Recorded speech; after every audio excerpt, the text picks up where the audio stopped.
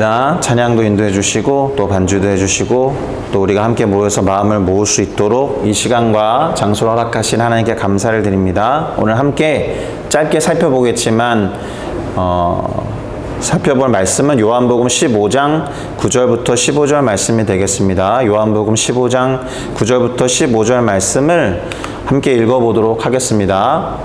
아버지께서 나를 사랑하신 것 같이 나도 너희를 사랑하였으니 나의 사랑 안에 거하라. 내가 아버지의 계명을 지켜 그의 사랑 안에 거하는 것 같이 너희도 내 계명을 지키면 내 사랑 안에 거하리라. 내가 이것을 너희에게 이름은 내 기쁨이 너희 안에 있어 너희 기쁨을 충만하게 하려 함이라. 내 계명은 곧 내가 너희를 사랑한 것 같이 너희도 서로 사랑하라 하는 이것이니라. 사람이 친구를 위하여 자기 목숨을 버리면 이보다 더 큰 사랑이 없나니 너희는 내가 명하는 대로 행하면 곧 나의 친구라. 이제부터는 너희를 종이라 하지 아니하리니 종은 주인이 하는 것을 알지 못함이라. 너희를 친구라 하였노니 내가 내 아버지께 들은 것을 다 너희에게 알게 하였음이라. 아멘. 오늘 저는 이 본문을 가지고 주는 사랑이라는 제목으로 함께 말씀을 잠시 살펴보려고 합니다. 한국말이 되게 좀 특별하죠. 주는 사랑하면 giving love이지만 또 주님은 사랑입니다라는 표현도 될 수 있는 것 같아요. 오늘 말씀이 간단하지만 그런 마음을 담고 있다라고 생각합니다. 오늘 말씀에는 예수님의 명령이 나옵니다. 예수님의 명령은 나의 사랑 안에 거하라는 것입니다. 예수님의 명령은 나의 사랑 안에 거하라라는 것. 그러면 사랑 안에 거하는 방법이 무엇인지 알아야 할 거 아니에요. 근데 예수님이 말씀하신 것은 예수님의 계명을 지키는 것이라고 되어 있습니다. 10절을 한번 볼까요? 내가 아버지의 계명을 지켜 그의 사랑 안에 거하는 것 같이 너희도 내 계명을 지켜 내 사랑 안에 거하리라. 그러니까 우리는 이런 말을 할 수가 있습니다. 아, 예수님의 계명을 지키면 예수님의 사랑 안에 거할 수 있는 것이구나. 자, 그렇다면 우리는 어떤 질문을 해야 되냐? 예수님의 계명이 무엇인가? 라는 것을 알아야 할 것입니다. 12절에 보니까 내 계명은 곧 내가 너희를 사랑한 것 같이 너희도 서로 사랑하라 하는 이것이니라 라고 되어 있습니다. 그러니까 우리가 서로 사랑하는 것이 예수님이 명령하신 바 그분의 계명을 지키는 방법이다라는 것이죠. 그렇다면 또 우리가 계명을 지키는 데 있어서 이것을 알면 훨씬 도움이 될 것입니다. 계명을 지켜야 하는 이유가 무엇일까? 그것은 예수님이 또 말씀하셨죠. 계명을 지키는 이들의 기쁨을 충만하게 하려는 것이라고 되어 있습니다. 말씀으로 확인해 볼까요? 11절을 같이 읽어보겠습니다. 시작. 내가 이것을 너희에게 이름은 내 기쁨이 너희 안에 있어 너희 기쁨을 충만하게 하려 함이라. 아멘. 흥미로운 것은 계명을 지키는 자가 기쁨이 더 넘쳐난다는 거예요. 보통 우리가 생각할 때는 명령을 한 사람이 명령을 수행하는 사람을 볼 때 더 기쁠 텐데 말씀해 보니까 그 거꾸로라는 거죠. 무언가를 지시하고 시킨 자보다 그것을 행하는 자가 더 기쁠 수 있다라는 것입니다. 그 이유가 예수님 곧 당신의 기쁨이 그들 곧 제자들과 우리들 안에 있어서 우리 안에 있는 기쁨을 더 충만하게 한다는 거죠. 예수님의 기쁨이 전가되고 배가 돼서 우리 안에 기쁨이 더 충만하게 된다는 것입니다. 그러니까 이 말은 우리가 계명을 지켜 행할 때 예수님이 기뻐한다는 것은 기본적인 것인데 그 기쁨이 우리 안에 전달돼서 더 충만한 기쁨으로 인도한다는 것입니다. 여기까지 정리를 해보면 예수님이 가장 원하시는 바는 제자들 안에 있는 기쁨을 극대화시키는 거예요. 그런데 그 방법으로 말씀하신 것이 무엇이냐? 예수님의 계명을 지키라는 거죠. 그리고 예수님의 사랑 안에 제자들이 거하는 거라고 말씀하셨습니다. 여기에서 예수님의 계명이란 무엇이라고요? 예수님의 제자들이 서로 사랑하는 것이다. 따라서 우리가 서로 사랑하면 그리스도의 사랑 안에 거하는 것이고 결국에는 우리 안에 기쁨이 넘쳐난다는 것입니다. 할렐루야. 예수님은 이어서 당신이 생각하시는 가장 큰 사랑에 대해서 말씀하십니다. 그것이 무엇인지 13절에 보니까 이렇게 기록되어 있습니다. 같이 읽을까요? 시작! 사람이 친구를 위하여 자기 목숨을 버리면 이보다 더 큰 사랑이 없나니 친구를 위하여 목숨을 버리는 사랑이 가장 위대한 사랑, 가장 큰 사랑이라고 했습니다. 그렇다면 우리는 어떤 질문을 또 던져보아야 하냐? 예수님이 생각하신 친구란 도대체 누구인가? 역시나 오늘 본문에 나와 있습니다. 14절을 같이 읽겠습니다. 시작! 너희는 내가 명하는 대로 행하면 곧 나의 친구라. 그러니까 예수님이 명령하신 바를 지키고 행하는 존재가 예수님의 친구가 된다라는 것입니다. 그러면 또다시 정리를 해볼게요. 예수님이 명하신 계명을 지키면, 그러니까 특별히 서로 사랑하면 예수님의 친구가 된다는 것입니다. 그리고 그것이 예수님의 사랑 안에 거하는 방법이라고 말씀하셨고, 그렇게 할 때 우리 안에 기쁨으로 충만한 삶을 살게 된다는 것입니다. 믿으십니까? 자, 그런데 여기에서 우리가 초점을 두어야 하는 것은 예수님이 하신 말씀이 어디에 방점을 두고 있느냐라는 거예요. 예수님의 친구가 되는 것도 중요한 일이죠.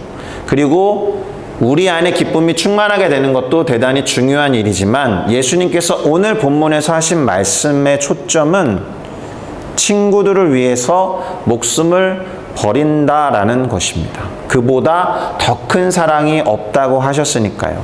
그러니 예수님의 사랑은 친구를 위해 목숨을 버리는 사랑, 몸소 가장 큰 위대한 사랑을 보여주시겠다라는 뜻일 겁니다.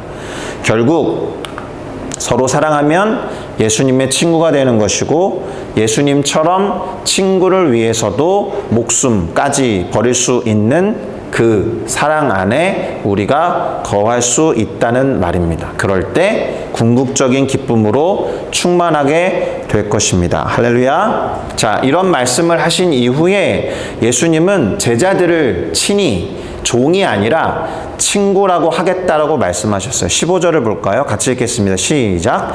이제부터는 너희를 종이라 하지 아니하리니 종은 주인이 하는 것을 알지 못함이라. 너희를 친구라 하였노니 내가 내 아버지께 들은 것을 다 너희에게 알게 하였음이라. 아멘. 그런데 한 가지 의문점이 있습니다. 제자들은 아직 예수님이 명령하신 이 명령에 순종하는 모습을 그닥 보여주지 않았다라는 거예요. 그렇죠? 게다가 예수님이 이런 말씀을 하시고 잡혀가신 뒤에 십자가에 달리시는 과정을 보면 제자들은 거의 모두가 도망가고 흩어져 버렸어요. 서로 사랑하는 모습을 보여주기는커녕.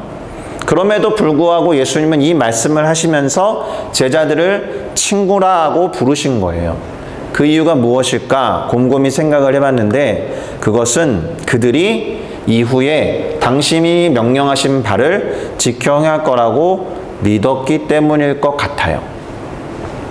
예수님의 믿음이 대단한 거죠. 자신의 계명을 지키는 자가 자신의 친구가 될 거다라고 했는데 그래서 그런 친구를 위해 목숨을 버리는 것이 가장 위대한 사랑이라고 하셨는데 아직 계명을 지키는 것을 확인하지도 못한 제자들을 먼저 친구라 불러주셨다니까 그 믿음 하나 가지고 기대감 하나 가지고 그 친구들을 위해 목숨을 내놓으셨다라는 말입니다. 자, 그러면 이 예수님의 무모한 믿음, 밑도 끝도 없는 믿음의 근거는 어디에 있을까? 아마도 제 생각에는 인간이었던 제자들을 믿었다기보다는 그들에게 차후에 부어질 성령을 믿으셨던 것 같아요. 성령을 통해서 그들이 서로 사랑하고 당신의 명령을 준행할 것이다 라고 기대하셨고 예수님의 친구로 살아갈 것이다 그렇게 믿으셨던 거죠. 그러니까 인간들을 믿으셨다라기보다는 그들 안에 역사하실 성령을 믿으셨던 것 같습니다. 할렐루야. 그럼에도 불구하고 그들이 그렇게 살고 있는 것을 확인한 것도 아닌데 예수님은 그렇게 믿고 그들을 위해서 목숨을 내놓기로 하신 겁니다. 이 구절의 방점은 예수님의 엄청난 믿음에 있는 것 같아요. 그렇게 믿고 먼저 목숨을 내어주셨다라는 뜻은 당신이 친구가 될 제자들을 얼마나 많이 사랑했는가, 그것을 몸소 보여주신 거라고 할 수가 있겠습니다. 그렇게 대신 죽는 사랑을 통해서 예수님은 우리의 친구가 되어주신 거죠. 우리를 위해서 죽으셨다라는 것은 오늘 구절을 통해서 볼 때 예수님에게 우리는 친구다라는 거예요. 왜냐하면 친구를 위해 목숨을 버리는 것이 가장 큰 사랑이라고 하셨는데 우리를 위해 죽으셨으니 우리를 어떻게 생각했다는 거예요? 친구로 생각하신 것이죠. 그래서 예수님의 죽음으로부터 우리는 예수님이 무엇을 전하고자 했는지를 깨닫게 됩니다. 바로 이 땅에 예수님을 보내신 하나님 아버지의 뜻이죠. 그러니까 오늘 방금 읽은 이 마지막 구절에서 예수님은 아버지로부터 들은 것을 제자들인 너희들에게 다 말해준다, 이렇게 말씀하신 거잖아요. 그들이 노예 또는 종일 수 없는 이유가 여기에 있습니다. 예수님의 죽으심으로 인해서 우리는 하나님 아버지의 마음과 뜻이 어디에 있는지를 알게 되었죠. 그러니 우리도 예수님의 친구가 될 수 있는 것입니다. 그럼 그분의 계명을 지키셔야겠죠. 서로 사랑하자는 것입니다. 오늘 우리는 수요 중보기도회 수중기로 모였습니다. 이는 서로 사랑하는 방법으로서의 기도 모임이라고 생각합니다. 어저께 거의 모든 기도의 제목을 이렇게 취합해서 정리를 하면서 든 생각이 있습니다. 기도 제목을 말하는 것이 누구에게는 쉬운 일이 아닐 수 있겠구나. 사실 무엇을 위해서 기도해달라고 기도 제목을 편하게 또 쉽게 오픈하고 드러내는 것이 쉬운 일은 아닐 거예요. 서로 사랑하는 관계, 또 친밀한 관계가 되지 않으면 기도를 부탁하고 또 중보하면서 응원하기가 쉽지 않다는 것입니다.